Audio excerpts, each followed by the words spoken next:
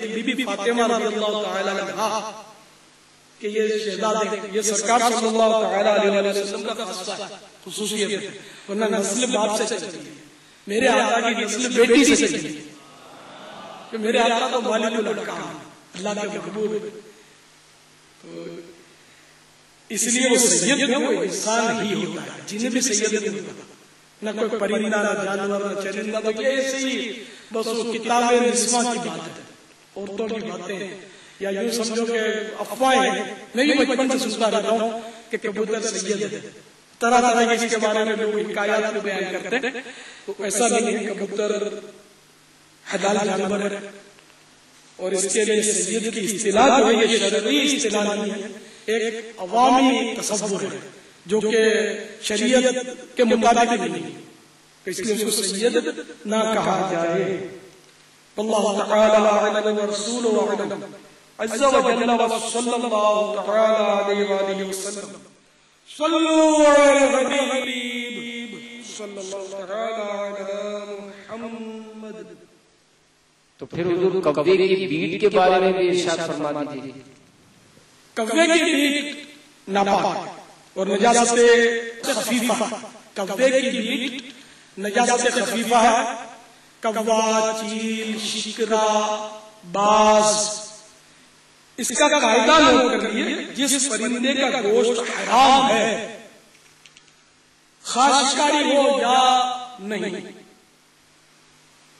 اس کی بیٹ نجاست خفیفہ ہے، لہذا کوے کی بیٹ بھی، کوا، چیل کی بیٹیں پڑتی رہتی ہیں چھتوں وغیرہ پر، عام طور پر یا کھلے صحن ہوتے ہیں، کھلا آسمان جہاں ہوتا ہے تو وہاں بھی صحن میں پڑ جاتی ہے، تو یہ یاد رکھیے نجاست خفیفہ ہے، اس کو پاک کر دیا جائے ممکن ہو تو، ورنہ اس پر نماز پڑھتے وقت موٹا کپڑا جبکہ سوکھی بھی ہو تو بچھا کر نماز پڑھے۔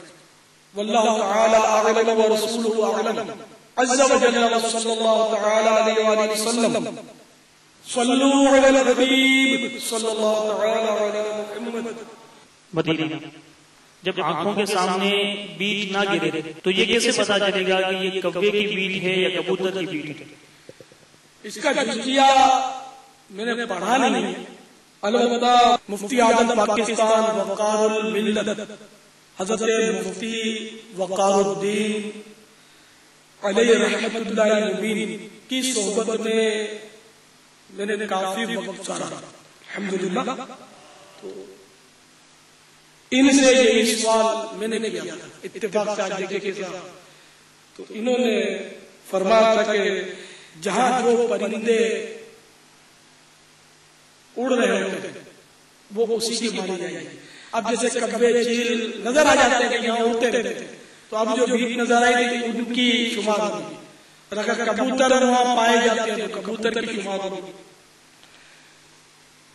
واللہ تعالی اعلم ورسولہ اعلم عز وجل وصلی اللہ تعالی علیہ وآلہ وسلم۔ صلوا علی الحبیب صلی اللہ تعالی علی محمد۔ حضور یہ ارشاد فرمائیے کہ سانپ کے پیشاب کے بارے میں کیا حکم ہے؟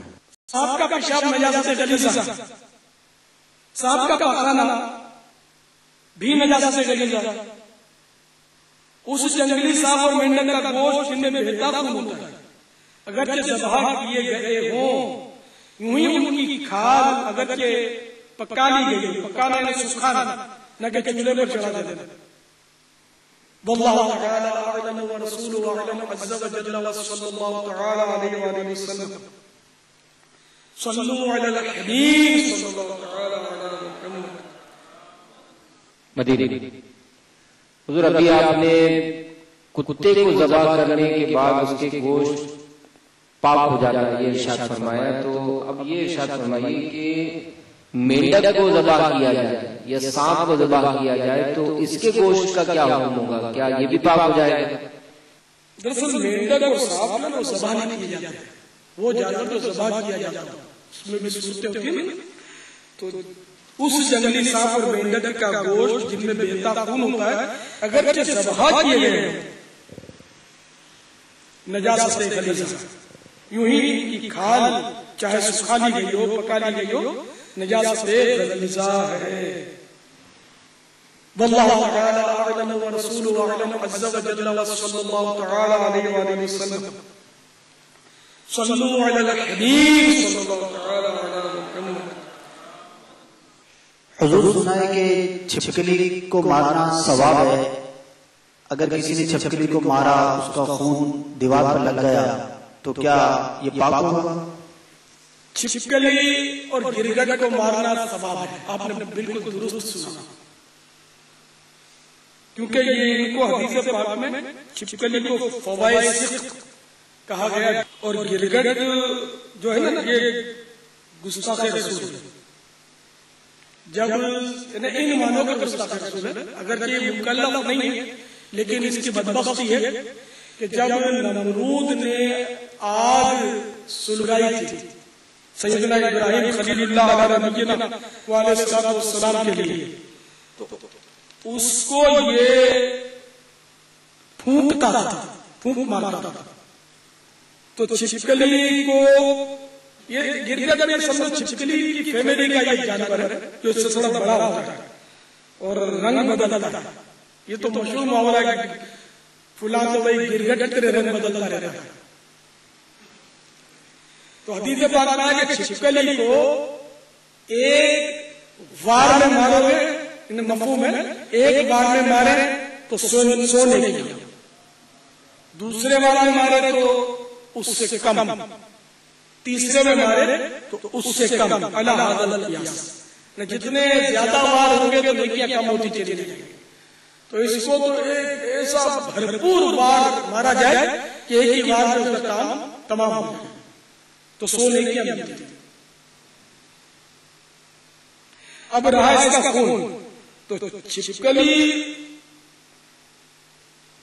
اور گرگٹ یہ چونکہ دماوی جانور ہے، دماوی جانور یعنی جن میں بہتا خون ہو، تو ان میں چونکہ بہتا خون ہے اس لیے یہ خون اس کا ناپاک ہے. اگر دیوار پر اس کا خون لگ گیا تو دیوار کا وہ حصہ جو ہے ناپاک ہو گیا. یعنی اس قدر خون لگا کہ وہ بہتے کے حکم میں بڑا ایک ایسا خون لگا کہ جو بہ کر نہ نکلا تو وہ ناپاک نہیں ہوتا، تو انسان بھی ناپاک نہیں ہوتا. تو مارے گی تو غالباً کچھ زیادہ پچکے گی نا، تو ہر طرح سے پھٹ کے اس کا خون نکلے گا تو شاید بڑا دھبا ہو جائے. تو بہرحال دیوار کا وہ حصہ ناپاک ہو گیا جہاں یہ خون لگا. واللہ تعالی اعلم ورسولہ اعلم عز وجل وصلی اللہ تعالی علیہ وآلہ وسلم. صلوا علی النبی صلی اللہ تعالی علی محمد. یا سیدی کسی نے ثواب کی نیت سے چھپکلی کو مارا، وہ مر گئے، اس کا خون دیوار پر لگ گیا، آپ نے فرمایا وہ ناپاک ہوگا. اب اس حصے کو پاک کس طرح کریں؟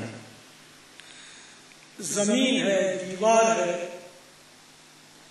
اور وہ گرد و غبار جو زمین پر ویسے ہی بکھرا رہتا ہے، پڑا رہتا ہے، سنگریزے وغیرہ زمین میں پڑے رہتے ہیں، زمین میں کھبے ہوئے اندر وہ جام جیسے ہوتے ہیں زمین میں جو پتھر وغیرہ، تو ان پر اگر نجاست لگ جائے اور ہوا سے یا دھوپ سے ویسے وہ سوکھ جائے اور سوکھ کر اس سے نجاست کا اثر ختم ہو جائے تو وہ جگہ جہاں سے وہ نجاست کا اثر ختم ہو گیا وہ پاک ہو جائے گی. جیسے رنگ نظر نہیں آ رہا اس کا نجاست کا اور اس کا جسم بھی نظر نہیں آ رہا تو اب یہ پاک ہو گئی جگہ، پانی سے دھونا شرط نہیں. لیکن اس جگہ پر نماز تو ہو جائے گی، البتہ اس جگہ سے تیمم اس جگہ سے نہیں ہو سکتا. اب رہا خون دیوار سے، وہ سوکھ کر اگر اس کا اثر باقی ہے تو اس کو یا تو پانی کا اس طرح پوچھا مارے گا کہ اس کا پانی رس کر مزید پھیلے، ہلکا پھلکا پانی والا کر کے اور احتیاط سے کہ آپ کے کپڑوں پر بھی اس کے قطرے نہ آئیں اور اس کو پوچھ لیں. بے شک ایک ہی بار پوچھ لیں اس کو، جب خون کا اثر نظر نہیں آئے گا نا تو اب وہ جگہ پاک ہو جائے گی. اس طرح آپ پوچھ لیں کہ وہ اثر نظر نہ آئے. تو چلیے ایک بار آپ نے پانی سے پوچھا تھا اس کو سوکھنے دے تو سوکھنے کے بعد اس کا اثر بالکل ہی ختم ہو جائے گا. یہ جگہ پاک. واللہ تعالی اعلم ورسولہ اعلم عز وجل وصلی اللہ تعالی علیہ وآلہ وسلم. صلوا علی الحبیب. یا سیدی چوہے بھی گھر میں گھومتے